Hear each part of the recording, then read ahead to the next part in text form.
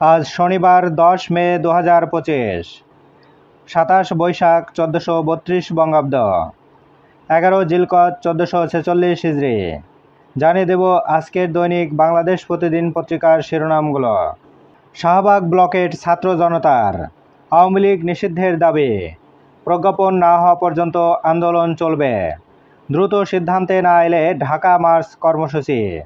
রাজনৈতিক ঐক্যের খোঁজে বিএনপি, ডান বাম ছোট বড় নতুন পুরনো সব দলের সঙ্গে হবে বৈঠক। লক্ষ্য নির্বাচনের সুস্পষ্ট রোডম্যাপ ও ডিসেম্বরের মধ্যে নির্বাচন আদায়। অত্যাধুনিক সমরাস্ত্র সক্রিয় করছে ভারত পাকিস্তান, আরও বড় হামলার পরিকল্পনা। সবাইকে জানিয়েই দেশ ত্যাগ করেন হামিদ। হত্যা মামলার আসামি হলেও ছিল না বিদেশ যাত্রায় নিষেধাজ্ঞা।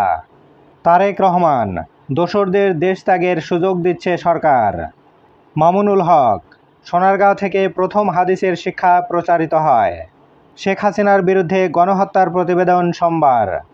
আওয়ামী লীগ নেতাকর্মীদের ধরতে সাঁড়াশি অভিযান। রাতভর অভিযানের পর আইভি গ্রেপ্তার।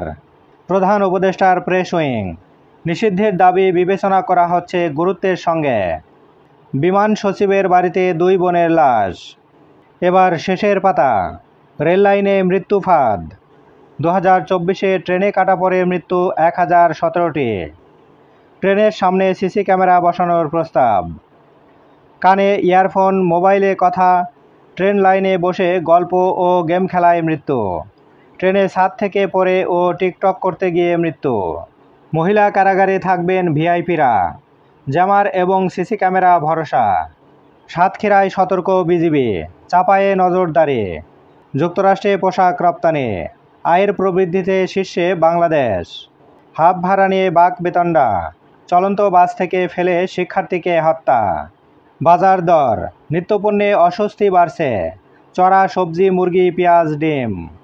সীমান্তে কড়াকড়ি, 25 বাংলাদেশি আটক। হত্যা মামলার আসামির ছুরিতে যুবক খুন। মোটরসাইকেল ছাড়াতে এসে থানায় ছাত্রদলের হামলা, গ্রেপ্তার 9।